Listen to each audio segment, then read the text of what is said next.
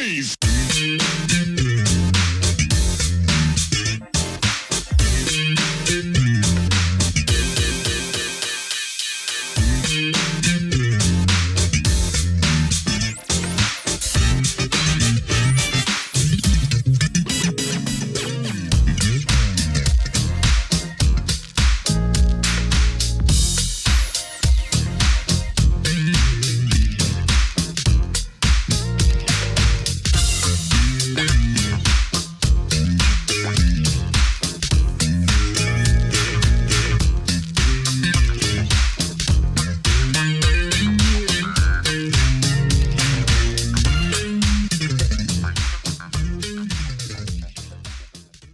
How'd you get your nickname? How did I get my nickname? Fucking, I was Mike Money, okay? I met Sly. And we kicked it and stuff because I was hanging out with my buddy before I got really super connected with ADC Band. My friend, my sister, Malia Franklin, we lived together. We helped raise our first kids together and shit like that, you know what I'm saying? So she knew every fucking body, man. Ohio Players, Newburgh, man, I'm serious. You name it, she knew it. And I got a chance to meet James Brown first, okay? Hanging out with Malia, because James liked Malia, you feel me? And Malia learned all the insides of James Brown. That's how she met Bootsy and introduced Bootsy to George Clinton. You feel me? Yeah. Malia's sister went with George Clinton, Jennifer. You know, it was a whole combination. I was right there with the shit. You know what I'm saying? Still doing my thing. And me and Malia, we wrote songs and shit together. And she just got connected. But she was super fantastic, man. I call her the Queen of Funk, as she's been noted and respected to be known to be the Queen of Funk. But that's my sister. We actually, like I say, we lived together. We didn't have no affair. That was my sister. You know, I worked for her and her mother, their business. Her daddy was the mayor of Highland Park, Michigan. It was super shit. Anyway, man, through listening to, a lot of the cats used to come to the house on LaSalle and Puritan in the basement and rehearse. Ohio Players, Newburgh, you know what I'm saying? Mario always was with somebody, you know what I'm saying? Nathaniel from Cameo at that time, that's Seth's daddy. You understand? So, you know, it was everybody, man. It was the end spot to be if you was a musician, especially of that caliber in Detroit. You came to Maui and shit, because Maui knew everybody, such as me now. You come to Vegas, who you gonna call? Moneystone. That's how it go right now, you feel me?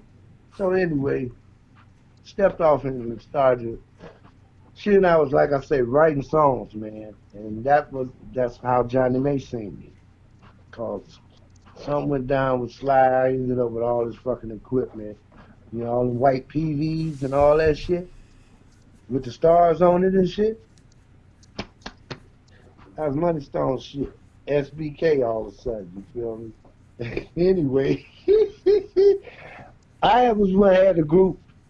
One of the smallest group, because it wasn't but 4 of us, and I was singing. You dig? And I had the biggest damn sound in Detroit, because I had the fucking equipment. I had PVs with a triple, you call it triple stack, because it was very tall, and it was 315 woofers in that son of a bitch. You feel me? I had like 5 of them. Then we had, Marshall had just hit the scene. I had them little Marshalls because they wasn't as big as they was, you know, back then. They wasn't as big as they are now, you know what I'm saying? And they had the two speaker cabinets, and this was Sly stuff, okay? He left it with us, you know what I mean? So Malia started calling me Moneystone. I actually got my tag from Malia Franklin. Yeah. Because after meeting Fly and getting all the stuff, I had a belt with a star in it, I had the boots, I had all this shit, man. And I was new shit hitting in Detroit with all this big shit. Woo! and she started calling me Moneystone. From there on, there it was, man. Wow, her You know what I'm influence saying? is incredible. Oh man, Malleus, man, I miss Malleus. Just like I miss Belita Woods. Me and Belita Woods, who was with people, and we wrote a whole lot of shit. George recorded one of my damn songs too, man. Me and Belita wrote. We wrote this song about a hoe. Me and Belita was real tight, you know. You know what I'm saying? That's my girl. That's like damn near soulmate of mine. You feel me? Anyway, man, I got my influence from everybody, though. You feel me? I respected everybody's music. There was no one out there that I didn't like and I didn't feel something from, which What helped what me do me. what was it like hanging around United Sound back in those days? Man, it was really, really, really cool to me because I entered there like with Johnny May. And I met, like I say, Mac Rice, Don Davis. Her and Don Davis was real tight too. And so Don heard some things I did and stuff like that. And man, come on over and shit. And I would come over and get on the piano and come up with shit and say, yeah, I like this. That might be good for so and so and so and such and such. You know what I'm saying? So I was there a lot and I would just come. Sometimes I just show up.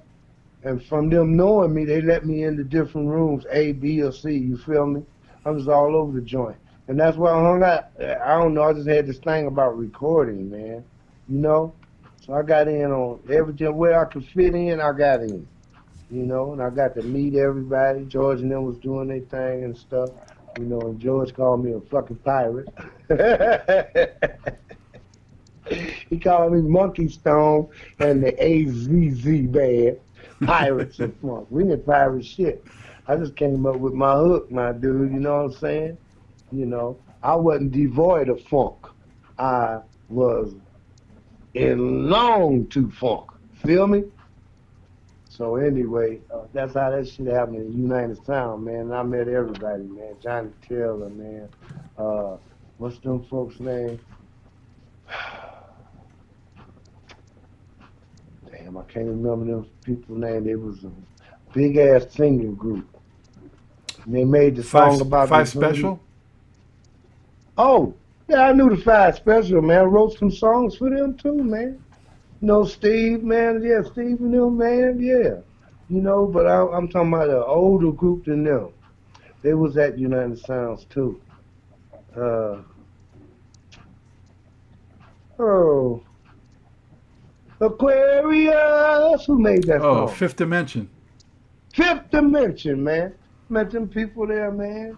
Like I say, Johnny Taylor, Rudy Robinson. I learned a lot of. Rudy Robinson was one that was like the main keyboard player at United Sound. He did everybody's stuff. Johnny Taylor, Jody Got Your Girl and Gone and shit. That's Rudy Robinson, man. You feel me? Just all kinds of people, man. You know what I mean? The dramatics and shit, Rudy, man. And I learned a lot of keyboard shit from Rudy, like basic stuff, where to go. Rudy kind of helped me learn how to listen and be me. You know what I'm saying?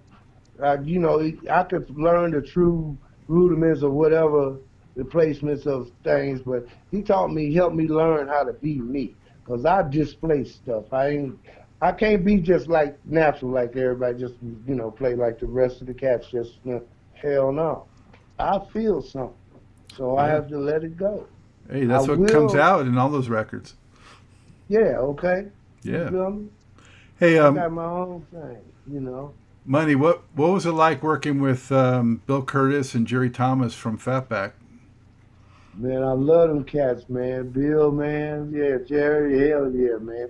If you guys ever get to see this, man, much love to you guys, man. Y'all really had a hell of an influence on me, you know that. Yeah, 'cause me and Jerry would sit my ass down at the piano. Both of us sit there and just do shit. You know what I'm saying? That's how when we did that album. That's the way we did that. He would give me something. Sometimes he wouldn't even play it. He would tell it to me and let me go. You know what I'm saying? And boom, okay, we're gonna record that right there. That's how Jerry would do. Bill be in the control room, but Bill, Jerry, we're gonna record that right there. Play that Moneystone. Play that again. Play it again. Play, you know. And they took in it. That's the first time I even got hip to splicing. Remember when cats used to splice this shit, man? All That's razor how they blades, did it. yeah. All right, okay. We be on that goddamn 2 inch, man, and he spliced that. And we're gonna do this, and you play it, man. That's how I got that, and it gave me more influence on how to do songs in a bigger production. You feel me? And that's when I realized less was more. Mm. Cause I want to play like I want to be the shit playing, especially after Chick Corea and shit like that, playing the fusion. You know, I was into this fusion type thing, but I knew I had to settle down to create what I had to do because I wasn't as good as them. But I learned some shit and I was sticking in my shit. You feel me? So that kind of Well, influenced me like that, some man. people might not realize, but Jerry Thomas was Jimmy Castor Bunch and Fatback. I mean, pretty impressive. Jerry Thomas, baby. Jimmy Casterpunk, yes, sir. Yes, sir. And Fatback. You know, see, Curtis was the drummer. And like all songwriters, man, you always got to have a basics. When I say basics, you got to have a foundation up under you when you write the songs. And all of us, like myself, man, I tend to, I go from a damn drum beat before any damn thing. That targets me to where I'm going with the song. You see, I learned that from them, from Jerry especially. Like I say, man, he'll sit there and he put me in place. So I was being Jerry. I was just doing me through my musicianship, but out of his mind. You know what I'm saying? Hmm. And man, that really put me on base on a lot of shit, man. It gave me a real foundation on how to put songs together too. You know, because I could write a song and say, you could say something and I'll write a damn song from what you say. You know what I'm saying? But he showed me how to put it in perspective. You Hmm. know, I tell you who else, man. Mac Rice. Old man Mac Rice was around all the damn time. Man. He come to Johnny Mays because I stay in the basement on my keyboard with the motherfucking 2-track or the 4-track cassette. You know what I'm saying? Doing shit all day and night. You know what I'm saying? And Mac come over. What's that you doing, boy? You should do this. You should. Him and Johnny Mays. She hear me would come up with something new. She down them steps in that basement. You know, and it was wonderful, man. I just really, What was really her appreciate. personality like? Man, she was extremely outgoing, extremely. Uh, damn, Brian. I don't know if you're familiar with this cat, Brian Timms. He worked with Roger and them stuff too, man. Zap and stuff. He do that talk box thing. Anyway, that was him. Look, Johnny May was very, very outgoing, outspoken, and upfront. The studio I'm in, this background you checking out, that's where we're recording at right now. We're doing a number of projects here, man. Myself, Larry Blackman, and the Cameo Nation organization. You know, we got projects coming out there, gonna be cold banging. So keep your eyes and your ears open, man. We finna flood your ass with the bomb shit. You know what I'm saying? We're gonna knock y'all out with this shit. Believe Yeah, that. I can't wait. But Bring it anyway, on, man. Bring it on. yeah, man. I got some stuff. I'm always doing some solo projects too. But I got a thing out. Listen, I got a song out right now on this chick named Avis Ellis, and the song is called "Isolated." Check it out. Go to YouTube, pull it up. Got a song and a video. You dig? Check it out. And you see what I'm just telling you how to get in touch with some of my work. You know what I'm saying? So you We get an idea where I'm at. I also got some stuff coming out on myself. I'm connected with this cat, Lonnie Green, who was P-Funk's drummer, called him Count Funkula. We got some stuff out too, man. You know what I'm saying? I'm like got my hands in in a pot with a whole lot of vegetables in it. You feel me? you had a single out last year too. I saw it was more of a mellow type thing. Yeah.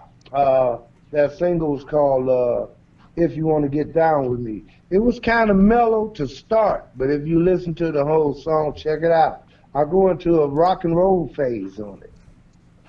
You did? You know? Oh, no. You're talking about Now That We're Alone. It Yeah. was a slow, mellow, yeah. Oh, Yeah. that was a bomb, wasn't it, man? Yeah. I showed off on that. Yeah. That was a I different showed out to side, be different side intimate. of Moneystone on that one. Yeah, man, it was neo soul, my neo soul rendition. You feel me? Right. Yeah, yeah, cause that's right. The other one I mentioned, it ain't out yet, but see, if you can hear in my background, that's called My Girl. I'll send it to you, man. I'm just finishing mastering and everything on this. I'm The liking it. lyrics is not on it, huh? I like it already. You like it already? Yeah. Yeah, man. It's banging. It's new. It's today too. You feel me? So you can get an idea of the perspective of Moneystone today.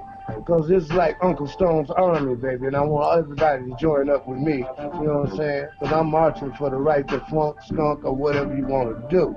However y'all want to put it down, I'm with you. I need you to be with me.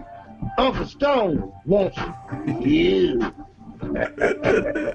Hey man, people still need the funk. You better believe it.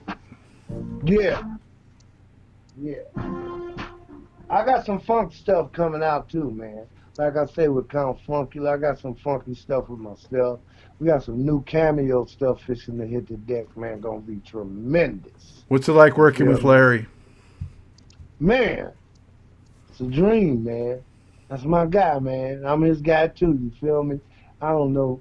God knew what he was doing because God don't make no mistakes. And he put us together, you know what I'm saying? And it's been wonderful, man. It's been magnificently wonderful as a rule, you feel me? Is Yeah, there is there one show from back in the day that stands out to you that you'll never forget?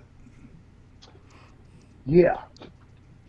It was one show in particular at the Virginia State Coliseum. And Cameo was on that show. Uh, who was headlining? I'm trying to think who was headlining. Somebody had a massive hit. Cameo was on the show. Mother Silence was on the show. Can't think of who in the hell was the headliner. I can't remember. Damn, I can't remember. That's weird. I can remember everybody else. But it was a fantastic show. I showed my ass too then, because I used to do the wardrobe for us, And, we was kind of avant-garde. We was like LaBelle. Remember LaBelle? Oh yeah. Yeah, so we was kind of like LaBelle, but we was funk. See, this the whole thing about ADC, man. We was a show band. Because our whole thing stemmed from that Chitlin circus. So we had to put on show. We had to capture people with more than the music. You feel me? So Hmm. we had to put on a show. And we stuck to our guns on that. You deal with me? But we had what made us hot on stage was we moved in different excerpts. I had the band because I was band leader. Well, Kubla Khan was the band leader. He's the drummer, but I was the director. Let's say that. So I had a moving. I could never stay the same. I could never stay with one thing. I had to move things around. You feel me? I had to be outgoing. And I had to be like I was like Hannibal. I had to kill, conquer everybody and everything. You feel me? So that was our approach. When we hit, we was fucking fierce, man.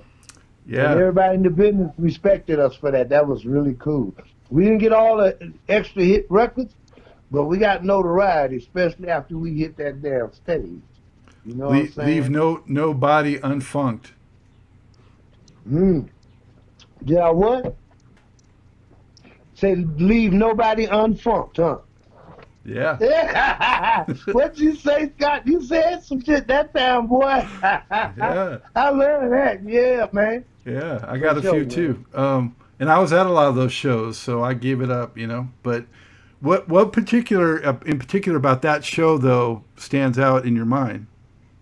It was just everybody's performance was so hell of a. No, I don't care from the opening. Who I forgot who opened actually.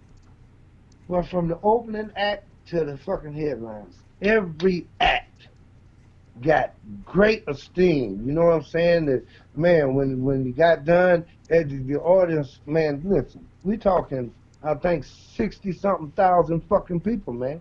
Mm. You know what I'm saying? This in the Virginia State Arena, man. It's a super joint. You feel me? And it was packed. That's another thing stood out. See, you know, and man, and every act, man, it was when you done, they was roaring till the next one got set up and they moved all the other shit so the other actors, it was like they was still killing it. That's I'll never forget that, man. Then I've had some stuff though on the chitlin circuit, man, like in Alabama, dude. We did Montgomery. No, that was Birmingham. We did a joint in Birmingham, held about 1,200 people. Nightclub. I forgot the name of that damn joint. Man, that was you talking about the show. That was right after the stroke came out and really hit. You know what I'm saying? That's before we really got this concert connection with Al Heyman and them and shit like that, and Quentin Perry and shit. You know what I'm saying? We knew them cats, but they wasn't putting us on nobody's card right then, cause the shit wasn't banging, but the shit banged all of a sudden. And we was doing them joints, like I say, 1,200. Man, this nightclub in Birmingham, I think it's closed now, but I can't remember the name. Was it the Fox or some shit? It held 1,200 people. And these people out in the parking lot was jamming more than the people in the fucking building. Hmm. You know what I'm saying? It was the shit, man. That was very exciting too. We had super hell of a following up and down I-75 from fucking Michigan on down to Florida. We was killing it. Feel me? Then we headed out west and we did. Man, look, we played Omaha, Nebraska and shit, man. We was doing what that damn army shit is it NSO? Is that what they call it? NSO shit. Right after the record hit, them the gigs we was getting. 3,000, 4,000 people and shit. We was doing them concerts outside. We opened up for Tammy Wynette. Wow. Ain't that a bitch? Yeah, we opened up, and she loved us. Kept us on about 3 more gigs, man. Because we was, I'm telling you, our live show was just, you love the funkadelic and shit. They had the look. We had the look and the movement. You know what I'm saying? Everybody was, man, it was, and I made it a point for everybody when we was on stage, all of y'all are the star. You feel me? Even though I was doing all the leads and all that kind of shit, I needed everybody to act like they was in their own fucking world and they was the superstar. You feel me? And it helped because it made us exciting live, I, and it kept us working, I've heard that you know. Midnight Star kind of brought it like that too back when they first came out. Yeah, yeah, Um, yeah. were you guys They was, disappointed that nothing else hit like Longstroke did? I was, yes, absolutely. Because we had some good shit. We had some shit that if they'd have got behind it, it would have fucking hit too. It would have been bigger than fucking Long Stroke. Long Stroke opened the door. All we needed for the company to do was get the fuck behind us like they do for certain artists and shit. You feel me? If Mm-hmm. they'd have banged the second one, well, it'd been hot, man. It just, they would have burst. But they didn't. Do you think they were I were they don't were know. they preoccupied with like Slave and Mass Production when they hit with Firecracker and those guys? I think so. I think so. And if you notice, those guys didn't have follow-ups either. I think the company, that section of Atlantic, was just fucking really for a write-off, and through that situation, they obtained some cats who got a couple of hits. You feel me? Like us, Slave, Mass Production. You feel me? They do the one hit and get their money back and shit and make some money, and then move you through the mills. You feel me? let you rest and all that kind of shit. Unless you get a mega shit. But you can, all these mass production, man, brass construction, everybody had potential to have massive fucking hits. But the company just, I'm so glad it's got independent shit now, man.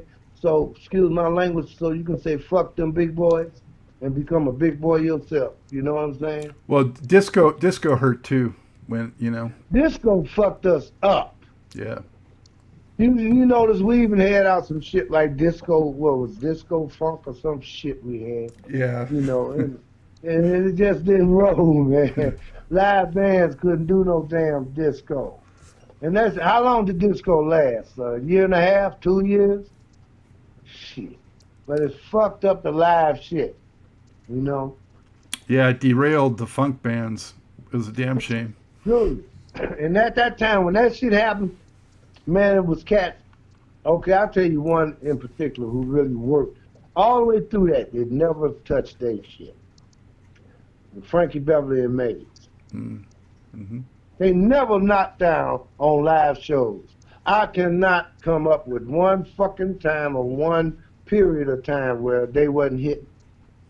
Even without hit records, they were smashing them, Yeah. filling them up. You know what I'm saying?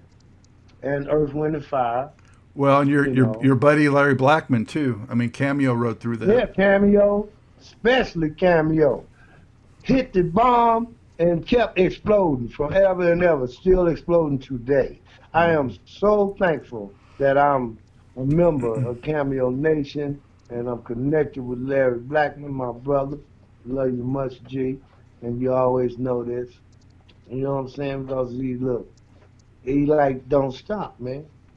You know, he drop it in that pot and he don't stop. Yeah. You Did, know, it's like Larry Blackman always gonna get black at you. You feel me? Yeah. uh, Yeah. did you also work with Stone City Band? That's right, man. 9 fucking years, G. 9 years. Stone City Band, man. Wow. Fellas! Yeah. Yeah, with Landis and them, man, you know, everybody, man, fuck yeah, I work with them, man. You know And I you're went through a lot of different people, man. You know, I was there with Alan McCreer, too. You know, it was, man, it was wonderful. Billy Nunn, man. I still fuck with Billy Nunn, man. Billy Nunn right here in Vegas. Levi, too, man. You know what I'm saying? Yeah, man. is your We did story. some wonderful stuff. Your story about Canada and the draft made me think a little bit about Rick James back then too. He was in Canada and Same shit, man. yeah. Same shit. And we was, hey, listen, when I, when we hit Rick James and I, we were rivals. You feel me? I'm wearing dreads and he wearing what he wore, you know what I'm saying? you know, but we were rivals. You know what I'm saying? I had an incident with Rick in Saginaw, Michigan, in the Coach for Kids, when I was telling you about with Earth, Wind, and shit, P-Funk, Rick James, us, the Emotions, it was a Betty Wright. Man, like I said, it was about 11 acts on the fucking show. Joe Simon, you know what I'm saying? Man, and me and Rick had some shit. But then, later on, after I went through all my different perils, all my ups and downs, and almost defeat. For I've never been defeated because I fucking refuse to lose, you dig? It just ain't gonna fucking happen. but, I finally met him before he left here. And what it was, man, Levi Ruffins actually hired me, you know. I had met Billy. And anyway, some cats was here in Vegas when I first got here.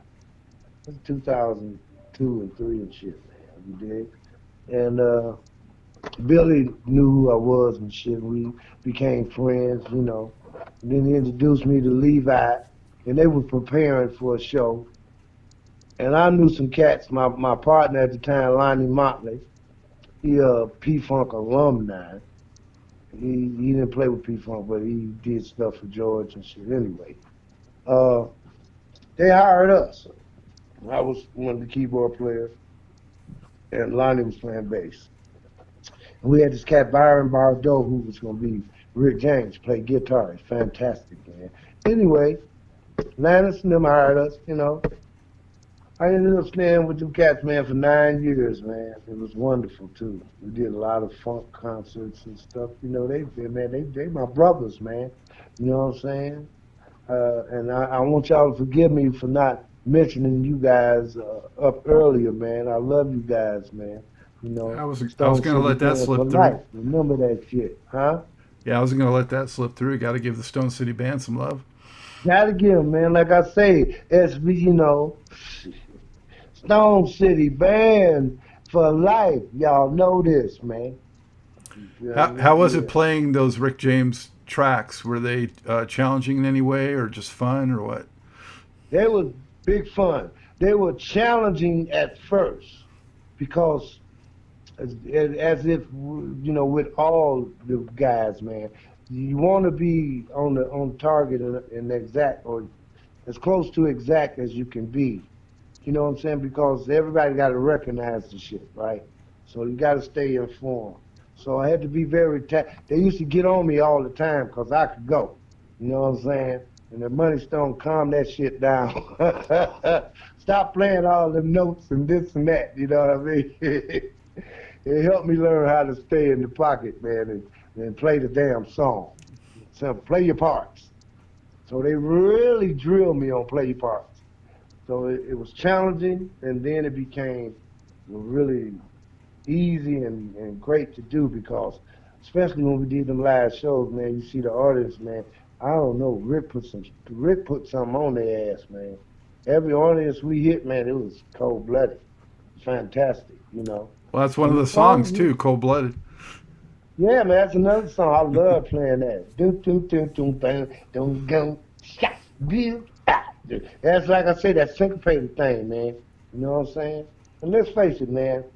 Rick, Levi Ruffins, and Billy Nunn, them super writers, man. Them cats could write some hell of the shit. Hmm. Everybody want to call it punk funk, but I just call it funk, man. It was funky just like anybody else, like even like Prince, man. I remember Prince used to come around, dude. I used to see Prince at different shows and shit, like P Funk and different shit, walking his ass around, you know what I'm saying, and taking notes, man. Prince was very astute and very smart. I give him to you. He's like they say, he's a fucking genius, and he came up with that thing he came up with. But it's all funk music.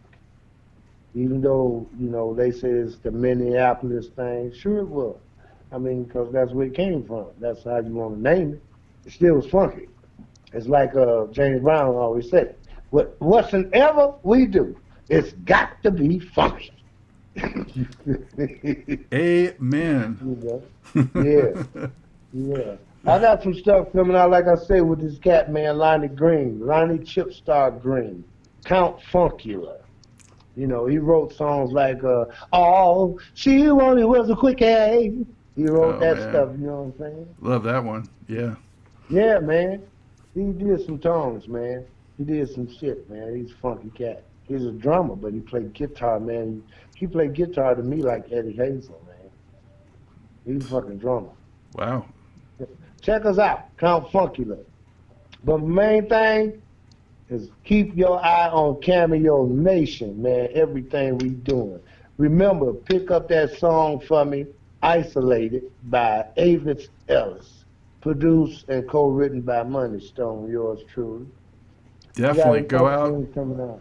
go Yeah, we out and got some get stuff that. though gonna knock your socks off for real, man. I just ain't gonna. I'm gonna tell you the secret after we cut off, cause I don't want to be the blabbermouth. But I'm gonna tell you the secret. You know what I'm All saying? right. Well, let's get to that. I want to. We'll wrap this up, Money. So, Okay. how All can right. people keep in touch with what you're doing and follow you? Okay, you can follow me on Facebook a number of ways. I didn't know I had all these damn pages till now. It's one Michael Judkins. Okay, then you got Michael Moneystone Judkins, and you have my music page, which is Moneystone, one word. Okay, and you can get me at moneystonemusic@gmail.com. Uh, be looking out on, you know, Facebook, Spotify, all that mess. You know what I'm saying? I'm gonna be putting some things up there, but especially get with this Cameo Nation experience, man. We got some artists gonna knock your socks off. And when we slap you upside the head with this, you gonna poop out the funk, baby. For real. You getting everybody excited now. One Yeah, last man. question before I let you go, and that is, Yeah, man. what are you most proud of in your music career? That has yet to be determined. Cause I ain't done yet, man. I'm just getting started, baby. Hey, Okay. Moneystone, man, thank you so much for the stories. It's been a great time talking to you and hearing about all that funk and music history. Yeah, Wish man. you much continued success and can't wait to hear the new stuff. Thank you so much, Scott. And yes, you will be hearing the new stuff. And I really do appreciate you for taking the time out in your busy day, in your busy time to uh, allow me to spit a little something at you. You know what I'm saying, man? Love you much, my brother. 100, baby. Hey, took You good know, care. Continue to be safe, man. for sure, man, without a doubt. Peace.